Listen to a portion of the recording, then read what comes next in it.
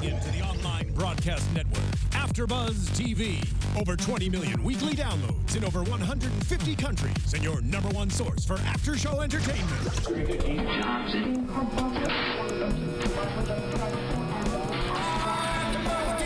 AFTERBUZZ TV, the destination for TV superfans, producing after shows for over 300 of your favorite TV shows, interviewing celebrities and showrunners, and bringing you behind-the-scenes exclusives. All thanks to E! Entertainment's Maria Menounos, producer Kevin Undergaro, and internet leader Akamai.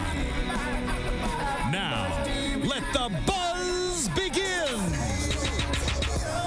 Take me under. I never let them take me under. Take me under. I never let them take me down. I never let them take me down. This is Holly's testimony, right? That's her testimony. Because she was not letting them take them under. Hey, what's up, everybody? You are tuned into AFTERBUZZ TV for Starz Power.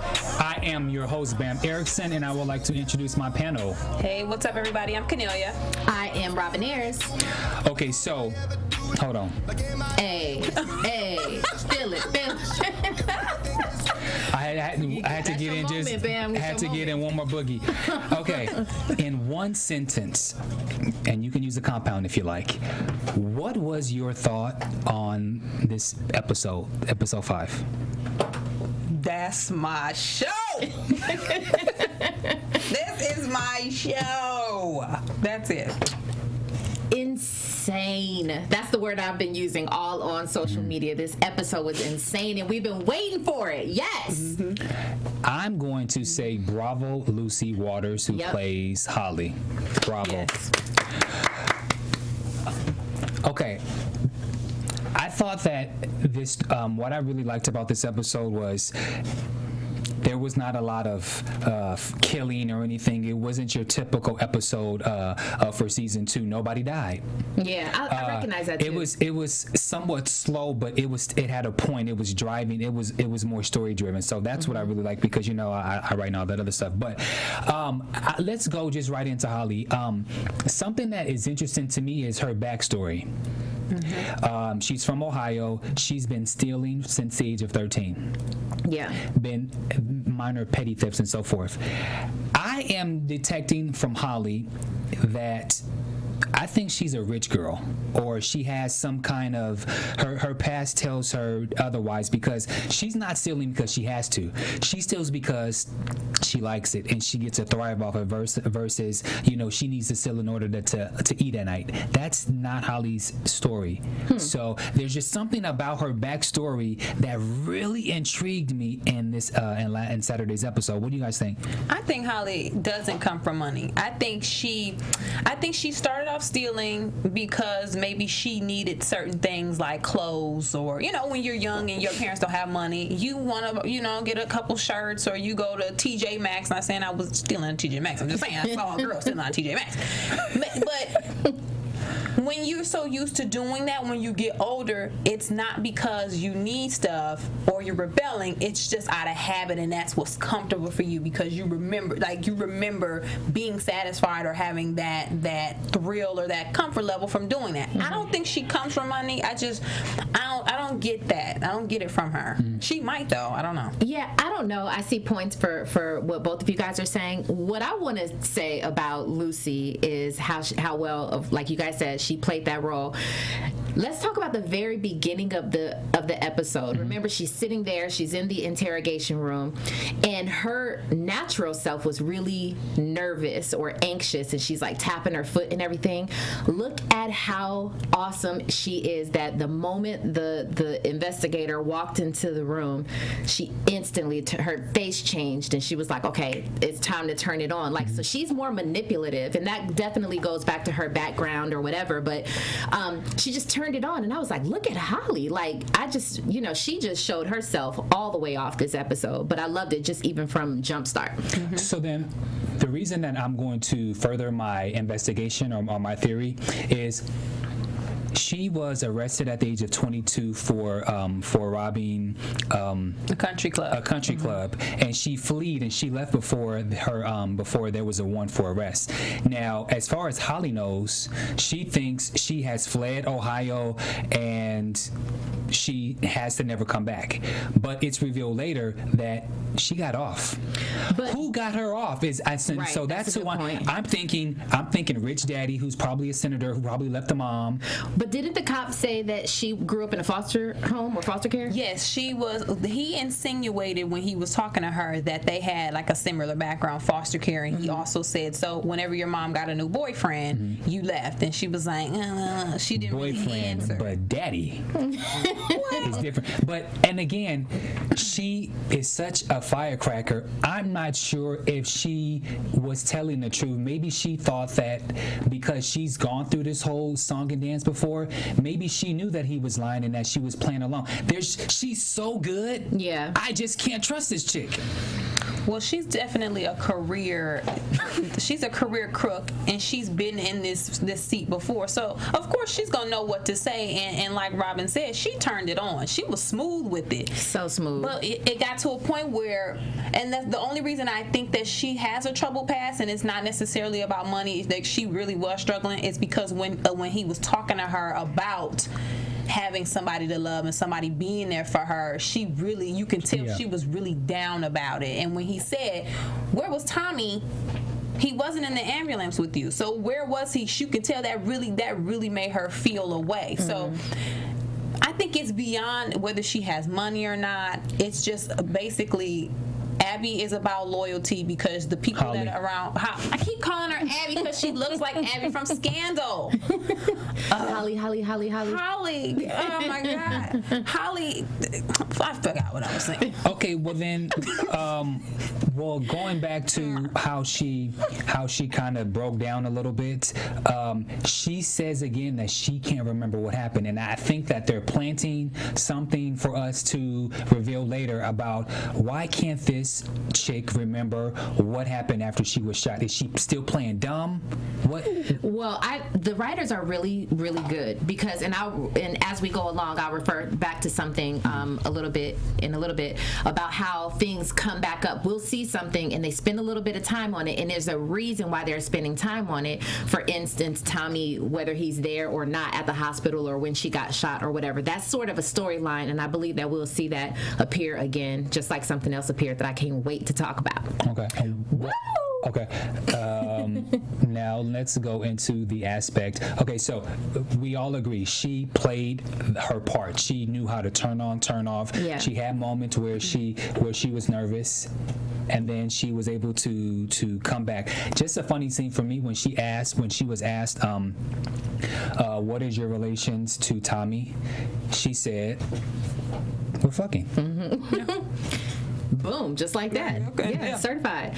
Yeah, but I gotta just give her props because she held it down. So many people thought, they were like, okay, Holly's about to snitch, she's about to tell it all or whatever. Did you ever think she was gonna snitch? I never really thought that she was gonna snitch. She was gonna snitch on Ghost. I thought it was gonna come out quicker about him than it was. I thought they were gonna lay something on the table and she was gonna be like, no, it's Ghost. Yeah. Ghost is Jamie. I thought she was gonna be a rat in regards to that. Could've, yeah, that's possible. Maybe something ran through my mind like that. I just never thought she was gonna give up the ghost on Tommy. No pun intended. Agree. I don't think she was ever going to rat anyone out.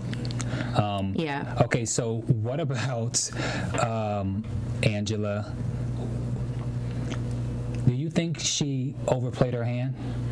Angela, she has gotten, and I'm sorry, I don't know if you was about to jump in, but Angie pissed me off this entire episode. I mean, she's just been really kind of getting on my nerves this entire episode, just kind of how she's handling the situation as it pertains to this part. Yeah. Overplaying her hand, probably. So she's at the moment, she's so driven by catching, Ghost or whatever. She's so driven by that she's not thinking clearly. She's just moving too fast. I do have to give her props on the fact that she held that one key to herself as far as Holly, the warrant being gone. Like she definitely played that to her her favor. But I don't know, just the way that she's been handling this whole thing, it's been kind of bothering me. I think she had some good advice though for the interrogation, but the fact that when they had that standoff, her and her boss, it was just at some point Angie doesn't see why she got demoted. She doesn't see why she's in this predicament. She has to back down. And now, guess what? When you don't back down, you end up salty face because somebody tells you something that you didn't know. So hopefully she learns from this, but we'll get into that part later. Let's go right now. So the bathroom scene. The best scene of the episode. By all means, y'all gotta agree to that. Like, that was the best scene. So what? Okay, Angie walks. Okay, no, first, Holly goes into the stall and she's like, oh, like she knows she's about to go down 3 years because she's not telling on her dude and his whole crew or whatever. Yeah, she was toast at that moment. Yeah, and she knew it. She was just trying to get her bearings straight or whatever. And then Angie walks in there. I love that whole scene, how it just kind of, how they broke it down, and she's trying to talk to Holly through the stall. I loved Holly's face as she's looking through the bathroom stall, kind of like, who's talking to me? She's like, hold up. Like, you know what I'm saying? And then when Angie, of course, mentions, like, you know that Tommy's ghost, or help me reveal that Tommy is ghost or whatever, and she comes out. All right, y'all, go ahead. Came out like, what?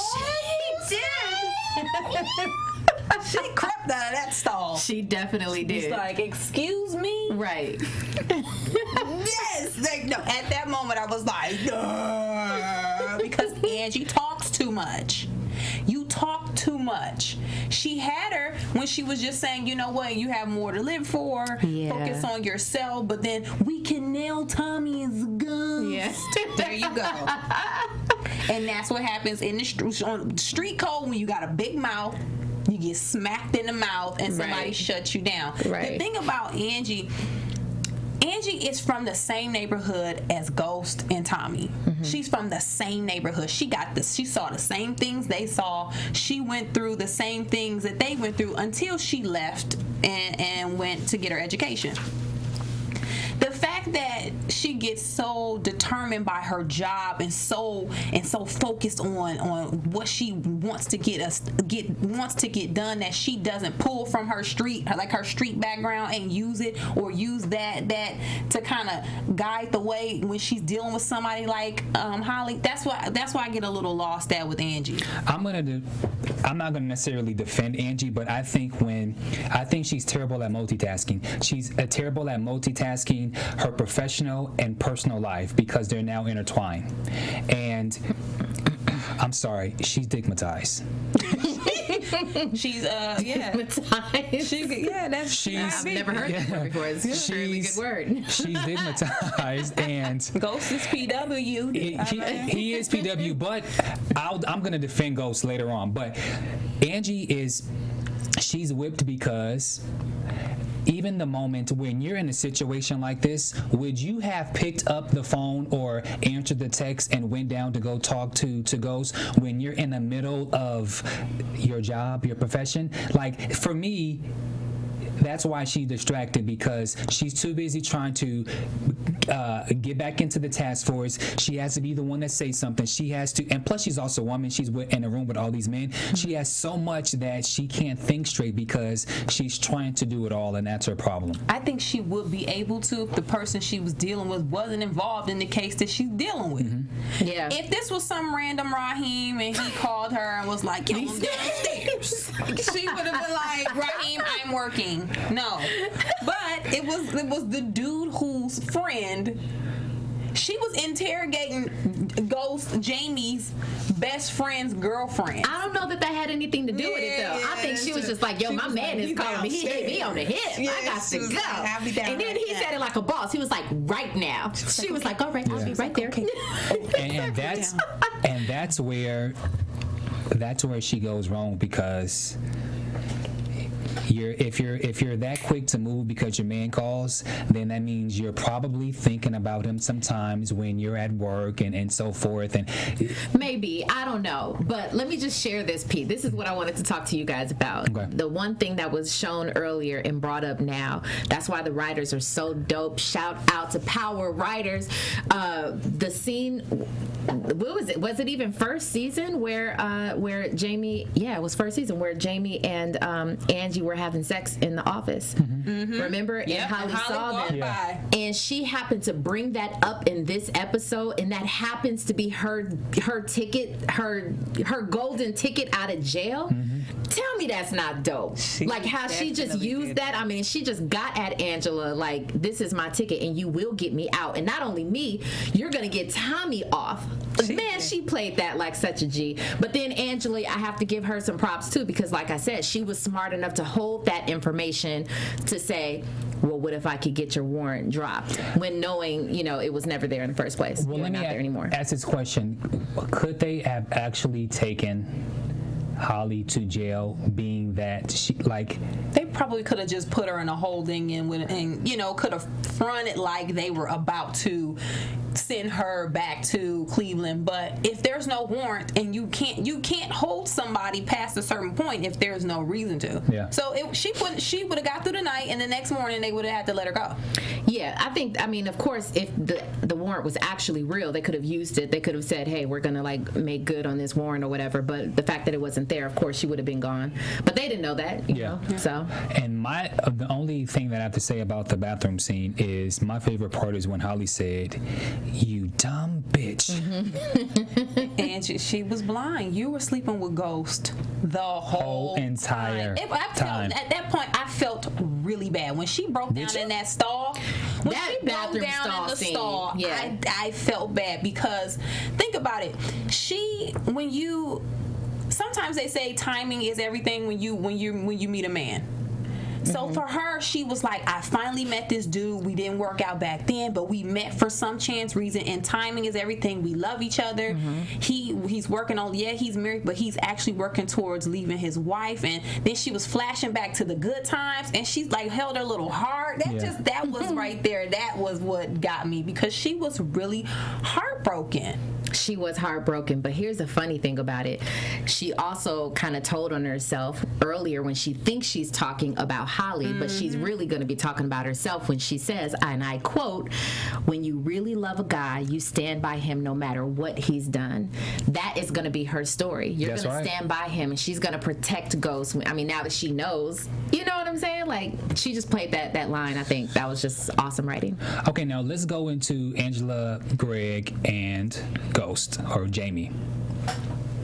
Was it me, or is Ghost Jamie, was he a little jealous of Greg, or did you kind of sense something did you sense that when they were in the office and he kind of did the eye look with each other? I think he was a little jealous, because, you know, that's the dude that she was with before him, and he's working on a case to potentially put him in jail. I think it was a little jealousy, but it was more of like sizing ego. ego and sizing this dude up, like, my girl's ex is really in here. Right. Trying to give me the rundown. Yeah. Like, imagine you're in your home, your second home, and this dude comes walking up in your spot, like he's invading your space. And then, you know, he's a FBI or whatever. And what is his name technically? I don't know. Maybe that doesn't matter. He's a, big guy. Yeah, he works with feds. The feds. Yeah. All right, feds. All right. So, but imagine that, and you have him walking up in here. So I think part of it was definitely like a little bit of jealousy, like, oh, you're the dude. But then the other part is like the whole ego thing. Again, Angela, the reason that I say her mind is clouded is because after she realized that that Greg went to Truth to investigate, because Greg runs his mouth too.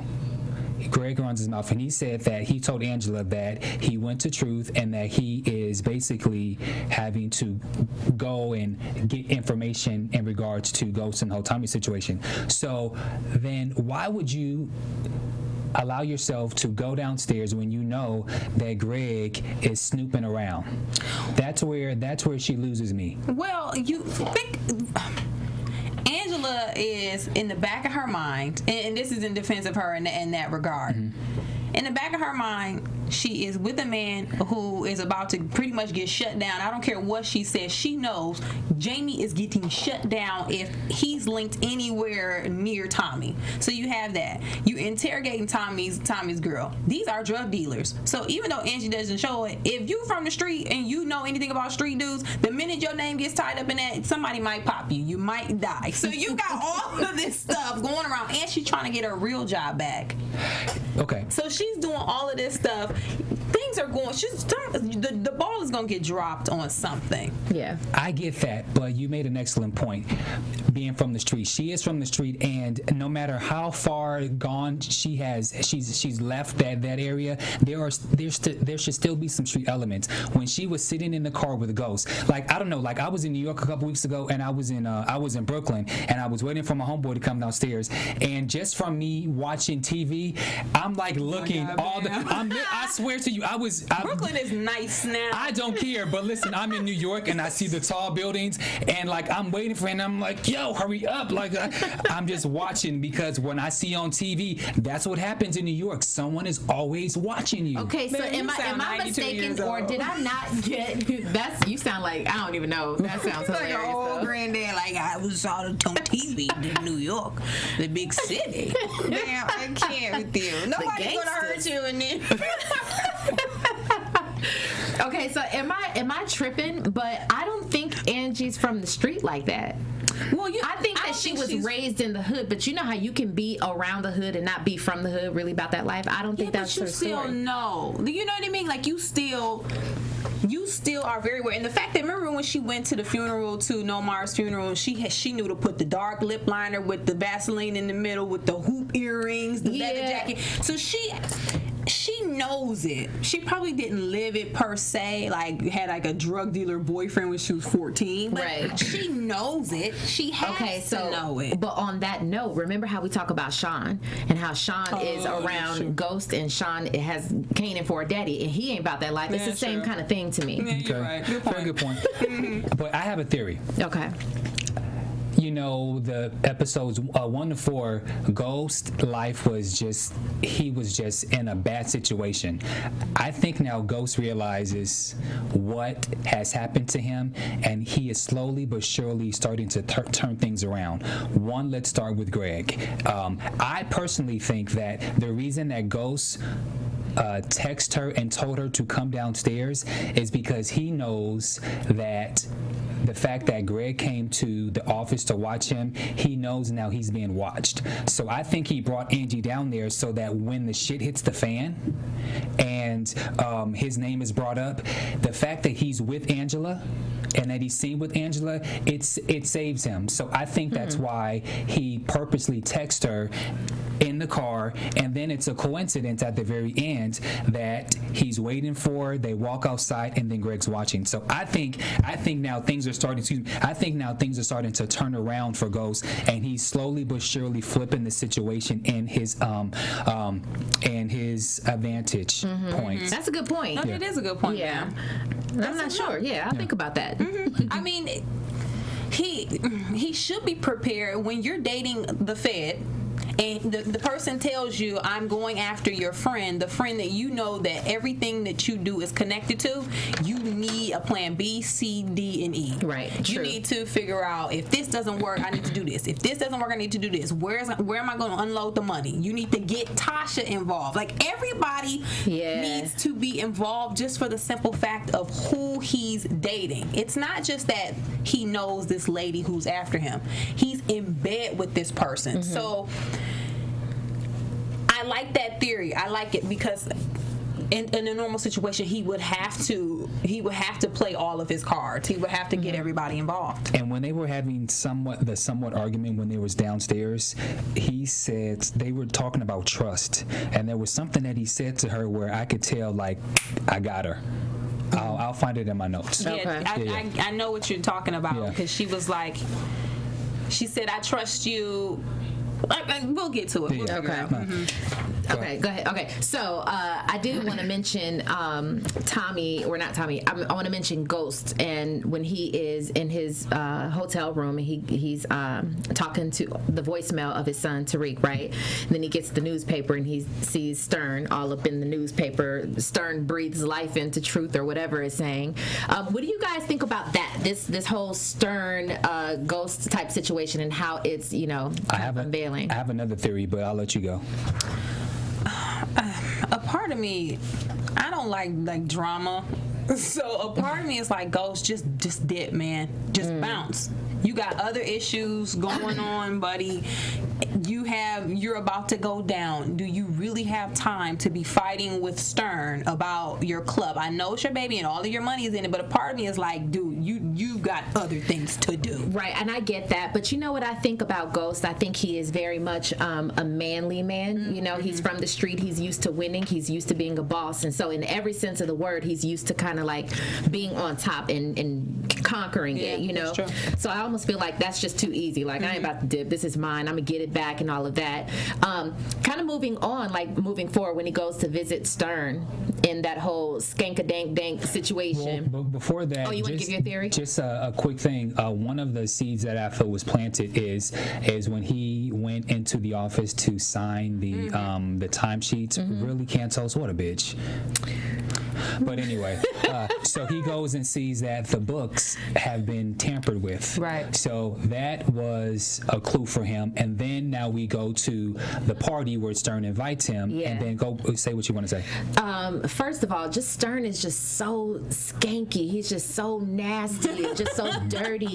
But you know what? I think that we're going to learn so much more about Stern. I don't think it's as easy as what we're seeing, because they're making it real clear, and like the writers are trying to make it seem like, oh, it's just this. Like, Stern is, he's kind of a guy who's a little shady, but he just wants to have this club and da-da-da-da. I think there's so much more to Stern that is gonna that we're gonna see in future episodes.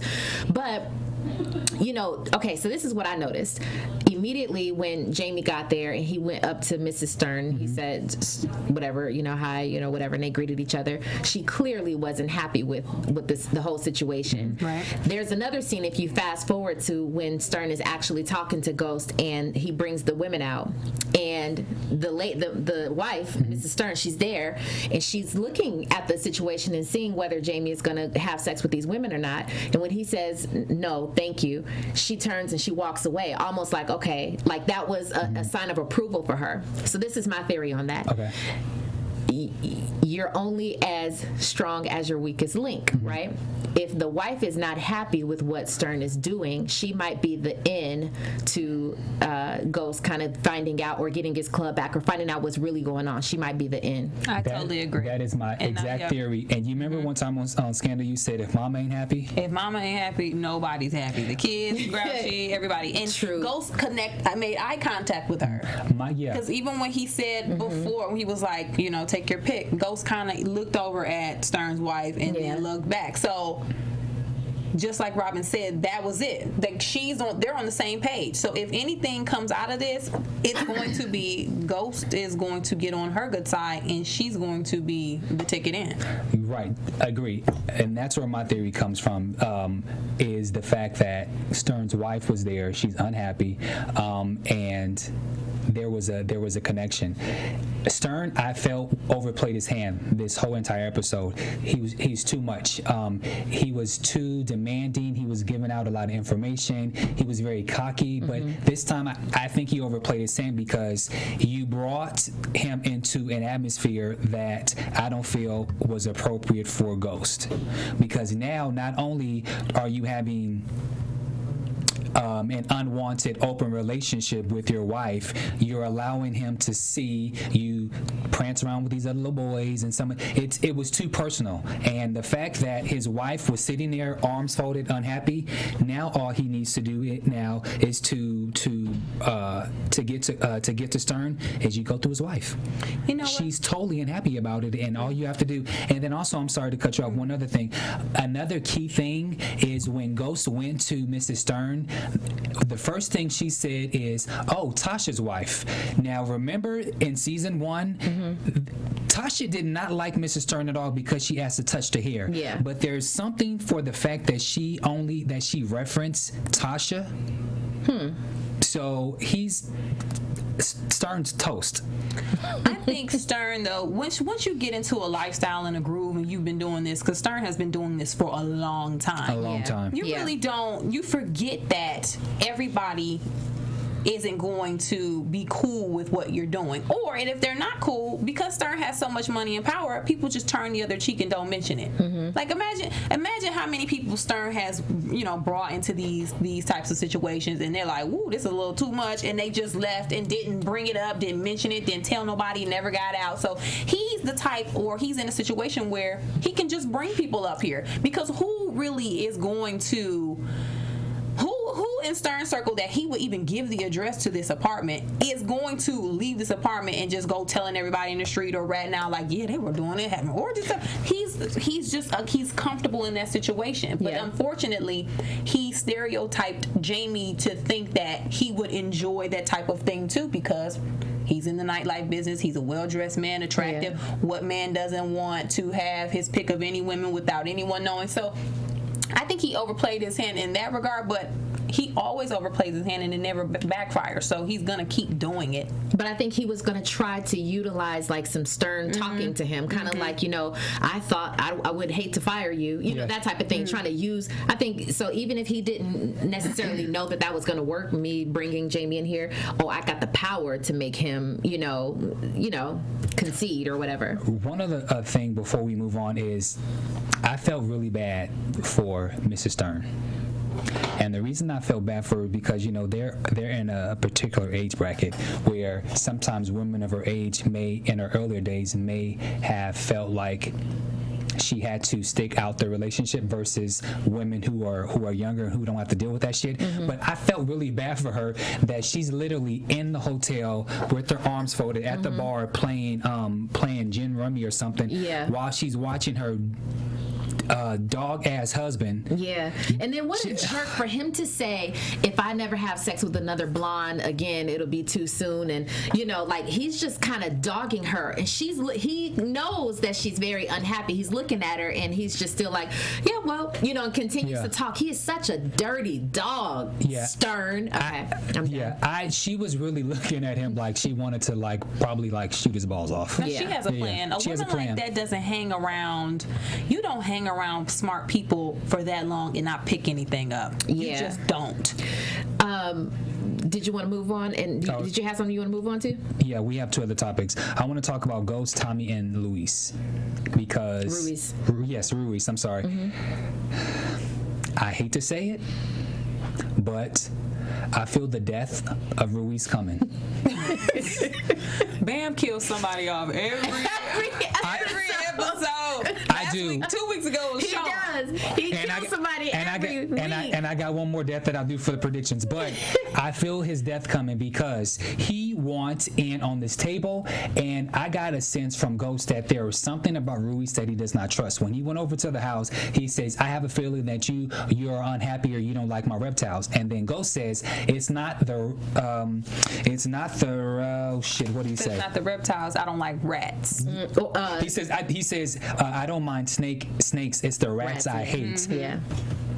Yeah. That means something. Well, he did bring up the fact that he met with Lobos without him. Because he was like, if you can give me, a meeting with him, I want direct contact. And he was like, well, you've already had it, buddy. So now what we talking about? Ghost knows he knows Ruiz and he knows what he's up to. But it's just unfortunate that he needs him right now.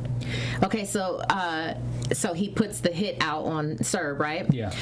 What's interesting about this, and clearly, they move on in this particular scene, that Tommy is very unhappy with that call that Ghost made, and he's just like, what? And that comes out a little bit later. But it's just interesting if you notice that it's sort of ironic that now Ghost isn't really thinking straight and Tommy sort of is. Tommy's the one who's like, let's play this the right. That's not even like you. You wouldn't even make this kind of call. You know what I'm saying? And he's like, yeah, everything going on with Tasha and, all this stuff that he knows what's going on with even Angie.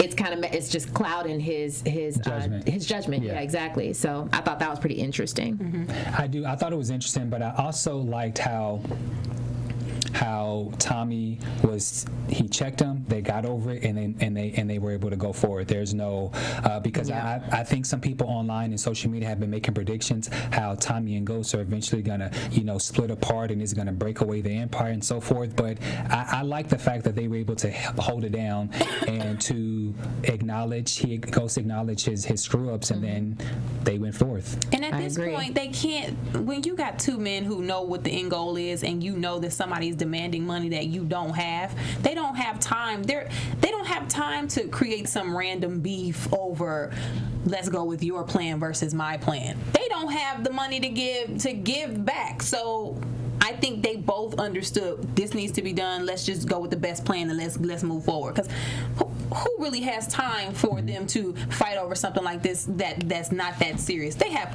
other things going on. But it was a brilliant plan. It was a very good plan. Genius. Let's talk about the scene though, like how it actually played out. So Tommy was like, okay, he made everything right. He corrected, I guess the plan or whatever, and then he wound up calling. What boy did he call? Was it Julio? He called. I'm assuming it's Julio because Julio seems to be the chick magnet. Yeah, it was okay. Julio. Okay, so to say, did you bang old girl good enough that she would give you the address or whatever to where the Serbs are, kind of stashing, whatever that was about. I loved the whole play. I loved how it was just really smart. He's like, if we could just kind of shut down their whole situation, we can move in on that territory or whatever. It was just smartly played.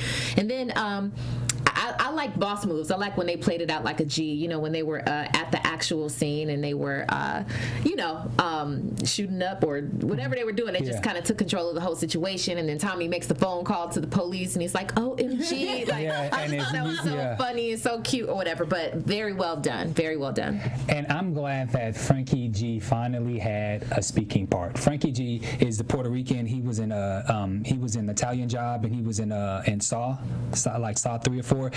He's kind of like a series regular, but he's always in the mix. He's always with Ruiz, but he never says anything. And I'm like, finally, he was the one that got shot in the van. So I'm glad that he at least, ow, you shot me. I'm glad he had a line.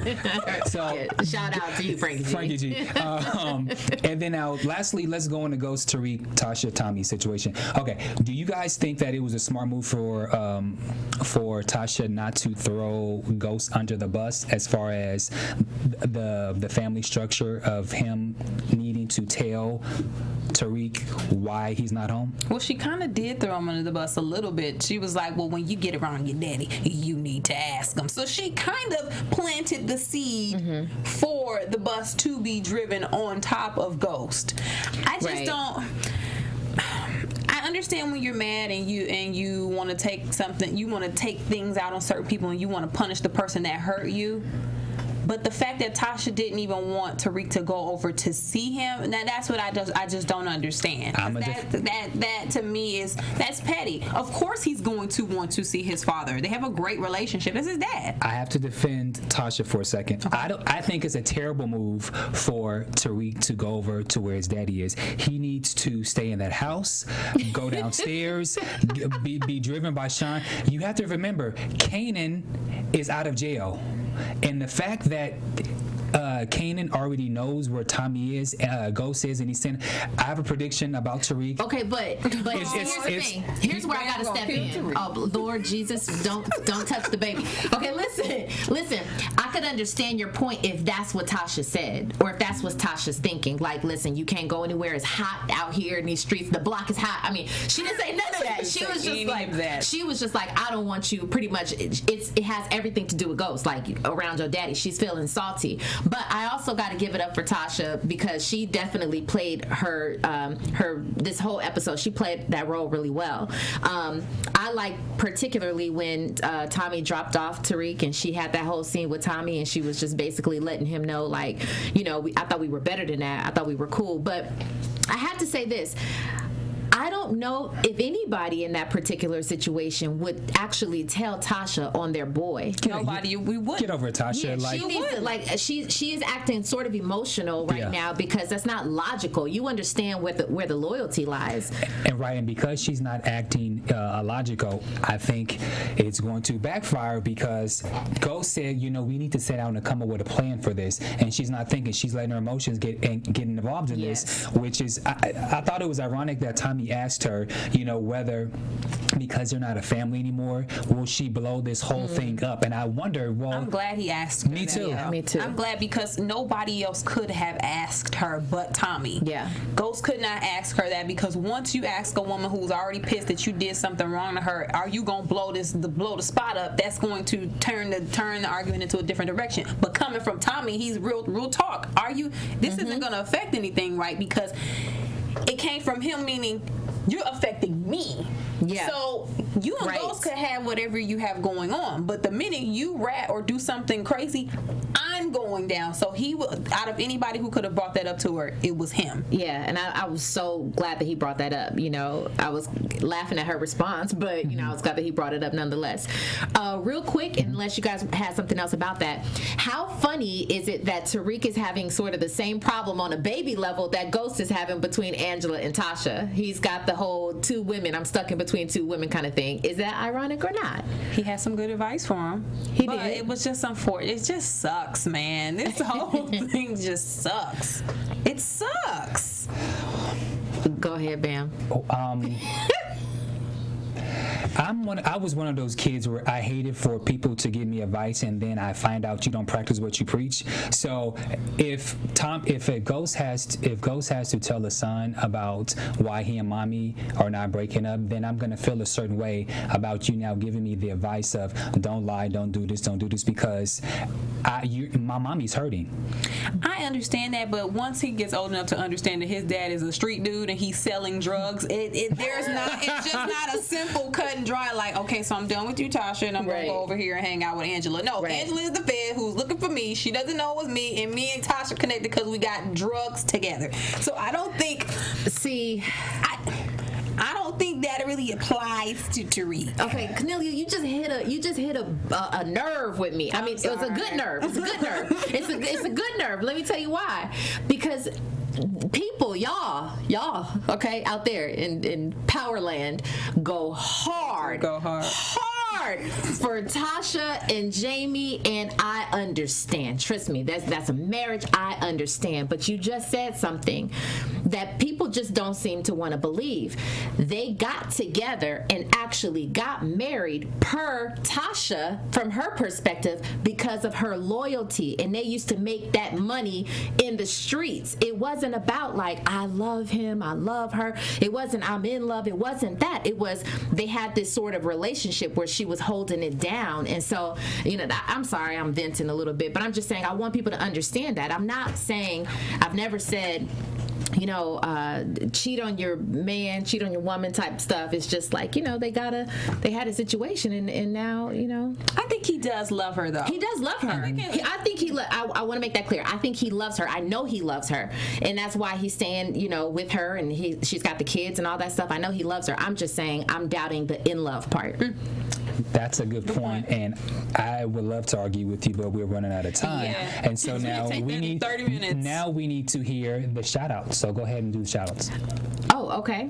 So I wanted to actually really give a shout out to LaToya Webb because she hit the nail on the head, and she said that Holly is gonna tell Tasha, or no, Holly was gonna tell Angie everything. So she definitely she got that prediction correct. Also, Candy Trey 1, she said she feels like Tasha is guilty by default for flirting with Sean. Pretty good. Also, Shantae Wynn, Who's Jamie, Ricky Ra, Coco, the Angie Rebel, Rakisha, James and Angela, they always representing on Twitter, and Malika Diva. Also, Cam Coleman, Lucy Walters. I want to give you a shout out because you were tweeting our shows and everything like that, and thanks for following all of us. Can also say that she likes the fact that we call her character Skankadank. What's up, Skankadank? I'm just kidding.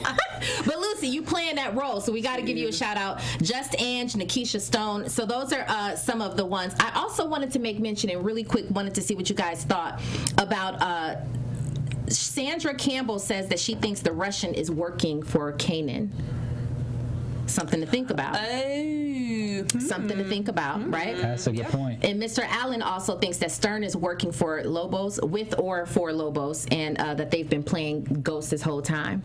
Also something else to think about. So those are my shouts out. Thank you guys for continuing to support and everything.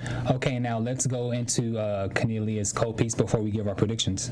So, cold piece of the week for episode 5 of Starz Power goes to Angela's suit pants when she sat on that public toilet seat in the work bathroom. I was really into the scene and I was really into it and feeling it, but when she went to sit down, I was like, no. I wanted her to pull out the toilet seat cover and sit it neatly onto the toilet and then sit down, because those were nice pants. They were. I checked them out. Right, they were nice fly pants. And the and fact that sat on that toilet. she sat on the toilet seat, you know, when you don't know what people did before, you just it was just so cold piece goes to those suit pants. R.I.P. Let us know online who you think cold piece should be, or what you think cold piece should be. Hit us up on Twitter, Instagram, and Facebook using hashtag cold piece. Yeah. Let's go into predictions before we wrap. AfterBuzz TV predictions. All right, who wants to go first? Bam, you go. Okay. Or go Bam's ahead. killing 9 people this week. Okay, so a couple predictions. I still think Sean is a potential dead person, but Tariq has to die. He's a child. Let me explain why. Tariq has to die. Tariq has been getting a lot of camera time in this season. He's been getting more than the little girl, and his character is starting to evolve. Now, the problem that I mentioned is he's sitting outside in the hotel waiting for his son, waiting, and Kanan has already tried to kill Ghost. Okay, well, that didn't work, so what do you do next? You go after the family member. So why not go after Tariq? And then there will be conflict. Will Tasha and Tommy get back together? Will Ghost and Tasha get back together? They may feel a certain way about it. So there's a lot of reasons why Tariq needs to be in the middle of Kanan getting back at Tasha and Ghost. So I hate to say it, but little Tariq, he may have to die. Yeah, also, and then another prediction of mine is Ruiz, because the fact that he is trying to get a seat at the table, Ghost knows that he can't trust him. He basically called him a rat to his face, and because the streets talk to me, I have a feeling that something is going to happen to Ruiz. I don't know if he's going to die, but that's it. And then I've already gave my prediction about how Stern's wife is going to help take down Stern. I kind of agree with the Tariq one, because somebody has to be a casualty of war. So somebody close to them has to die or be affected so they can really feel it. I don't have a prediction, but I have some things that I want. The fact that now too many people know what Angie does and knows that she's involved in trying to take all of them down. Somebody has to tell Tasha, because out of all of these people, Tasha is the one person who is probably the more strategic street person to deal with this type of situation. So I want someone to tell her so she can put a plan together to figure out how they're going to get out of this and where they're going to dump the money. Somebody has to tell her. That's deep. I am going to have to go with this question that was sent in from Kenny757. Kenny says, do you think that Tommy knows that Ghost and Tasha set up Kanan? And that is pretty deep. That question is really deep, and I think that could lead into some things. And I actually kind of... No, I don't think he knows. So, well, then my prediction is that maybe he will find out, and we'll see what happens. Because right now, Tommy seems to be riding a little hard for Kanan. We never talked about that scene where he came up on Rotimi, and Kanan, you know, where is he? Like, he's just been missing. You know, something's up.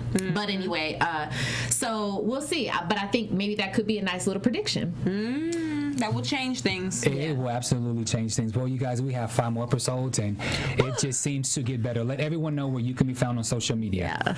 You can find me at Kennelia on Twitter, Instagram, and Facebook. You can find me at Robin Ayers or my website, it's robinayers.com. And you could find me on all social media, as well as you can find Kennelia and I on the Happy Hour podcast. So if you follow any of us, you guys can find that on our Twitter, Instagram, and so forth. And make sure you follow at Happy Hour TV, at Happy Hour _TV. Thank you guys for watching AfterBuzz TV for Power Season 2. I'm Bamm Ericsen, and we'll see you guys next week. From executive producers Maria Menounos, Kevin Undergaro, Phil Svitek, and the entire AfterBuzz TV staff, we would like to thank you for listening to the AfterBuzz TV network. To watch or listen to other after shows and post comments or questions, be sure to visit AfterBuzzTV.com. I'm Sir Richard Wentworth, and this has been a presentation of AfterBuzz TV. Buzz you later. The views expressed herein are those of the hosts only and do not necessarily reflect the views of AfterBuzz TV or its owners or principals.